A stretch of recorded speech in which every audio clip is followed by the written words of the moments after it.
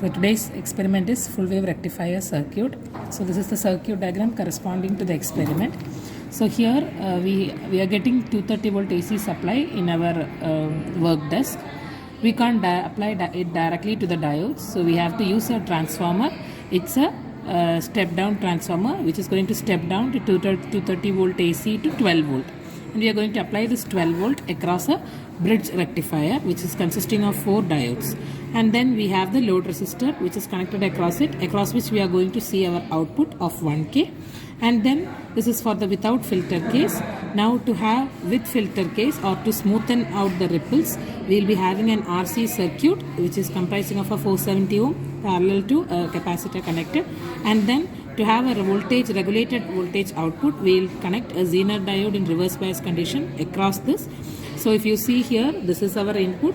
The 12 volt output of the transformer is nothing but the RMS value. So 12 root 2 will be the peak value. After the rectification process, across the resistor, we will get the full wave rectified output. Again, this is not a constant DC, so it is a pure pulsating DC waveform. Again, the peak value will be remaining the same, which is 12 root 2. You will be getting maybe a lesser voltage due to the drops in the diodes. Around maybe it should vary between 12 to 16 volt, not lesser than that. And after that we are going to connect an RC circuit in order to smoothen out the ripples. Because of the property of the capacitor getting charged and discharged, we get a waveform like this. Okay, and then if you connect a Zener diode across the capacitor, the breakdown voltage of the Zener, or the Zener voltage, will be the output. So if you are using a 5 volt Zener, you will get here 5 volt. If you are using a 6 volt breakdown voltage Zener, you will be getting 6 volt here. Again, if the voltage will not be exactly 5 or 6, but less than 5 or 6, which is around 4 or 2 volt depending upon the drop, that will be a straight line. If you take a Zener PN junction diode, there will be a ring on one side, a white ring on one side, that is the cathode terminal or the negative terminal, and the other is the positive terminal or anode. Similarly, when you take a Zener diode, on one side you will be having a black ring, that is your cathode, the other one is the anode, or the anode is the positive terminal, cathode is the negative terminal. So you have to be very clear which is the anode and cathode while doing the circuit. If you connect it wrongly, you are not going to get the correct output. So coming to the circuit diagram, so this is here we are getting 230 volt. In the plug points we are getting 230 volt. We have connected a transformer, and this is our transformer. It is having 3 terminals, 12, 0, 12. We have to see the output across 0 and 12. So on the top, there is this side, we will connect the 12 volt of the transformer, and here at the bottom side we will connect a 0 volt. See, if you see here, so this 12 volt point I have connected at the meeting point of D4 and D1. This is my D4, this is my D1 as per the circuit diagram. So at the meeting point I have connected. If you see here, one leg of D1, another leg of D4, and the transformer are all at the same point. So that's why it's all in this is in one column. We have 5 dots, and we have connected 3. One leg of D4, that is the cathode. If you see here, this is the ring part. So this is my cathode of D4. This is the anode of D1. So here there is no ring, so this is the anode of D1, and here the transformer input.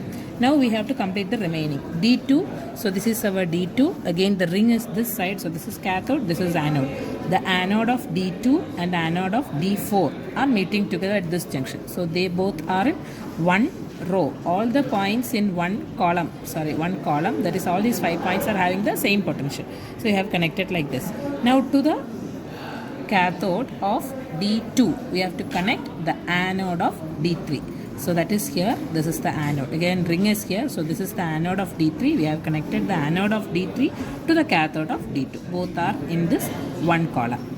Now the remaining connection, that is cathode of D1 and cathode of D3, are meeting at the same point. So cathode of D1, here we have the ring, so this is cathode of D1. Here we have the ring, again this is the cathode of D3. Both are connected to the same point, and to this point we have the load resistor R connected. So we have connected to the same one of the remaining one point. We have connected the load resistor. Other end we can connect it anywhere. So here we have connected it, and it should be returned back. This end should be returned back to the meeting point of D2 and D4. So I have connected here, and I have connected that end to the meeting point of D4 and D2 using this wire. This I've connected to this. Only then the circuit gets complete. So now we have switched on the transformer. So we can, this is our CRO probe which is connected to this channel. So we can connect the two pins. Again it is having a positive. The red one is the positive, the black one is the negative. So we can connect this positive and negative either to here, that is across the transformer, means we will be able to see the input waveform, and across the resistor if we connect, we will be able to see the output, that is the rectified output, this waveform and this waveform. So first we will see the input, that is we will connect this across the transformer.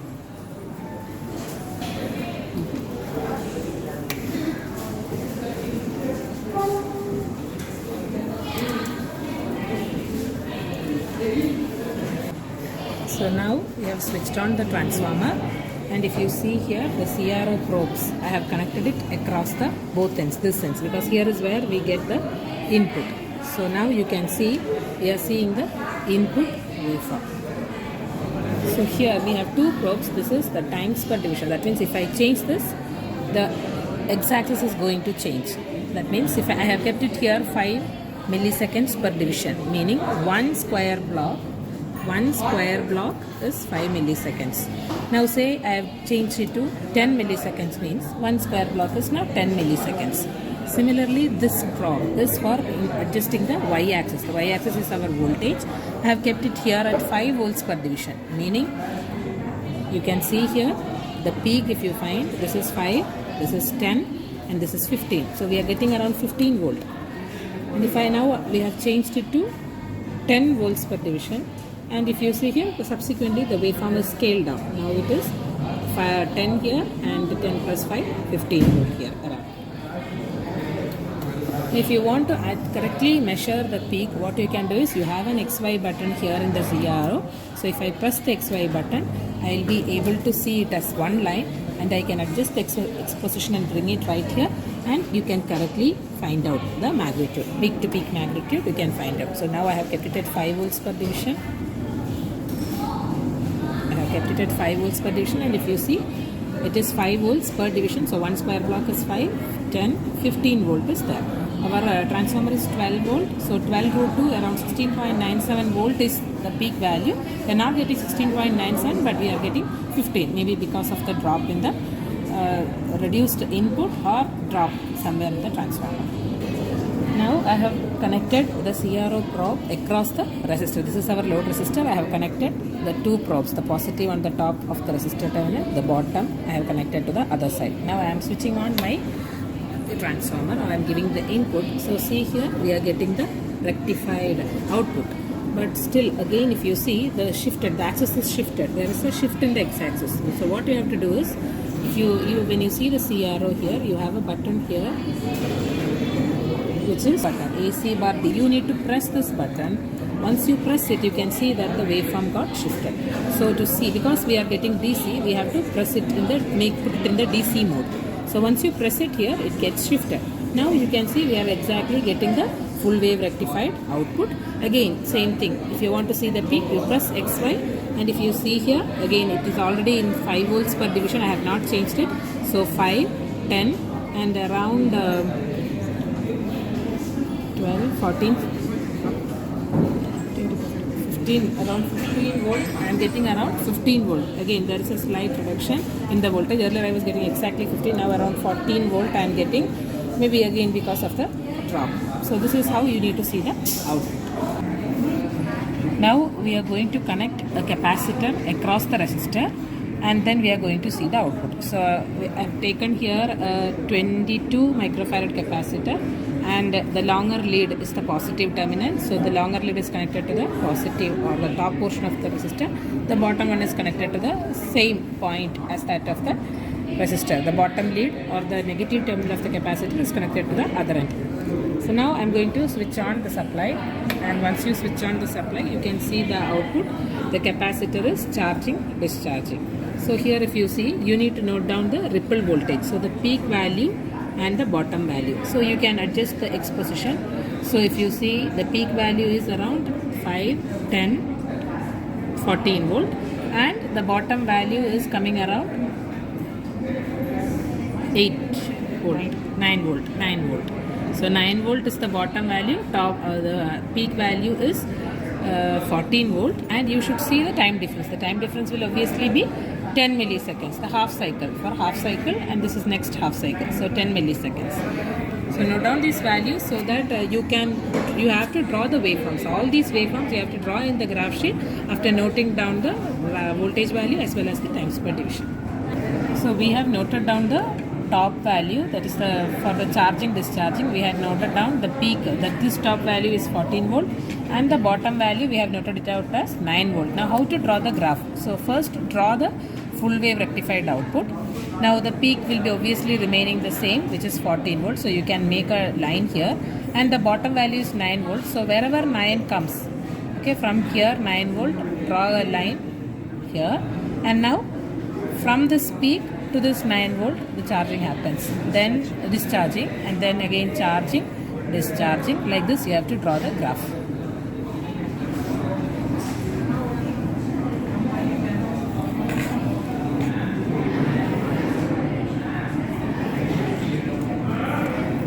Okay, so please make sure that you draw this correctly. Draw the two voltage lines, the top value and the bottom value, so that you'll get the points. So from peak to the 9 volt, like this you have to complete the graph. Now we are going to connect the Zener diode. Now for the protection of the Zener, to limit the current flowing through the Zener diode, we have connected a 470. We are going to connect a 470 ohm resistor here. So first load resistor, then connect a capacitor across it and see the output, then have this current limiting resistor, and then the diode. Okay, while seeing the output of the capacitor, there is no need for you to connect the resistor.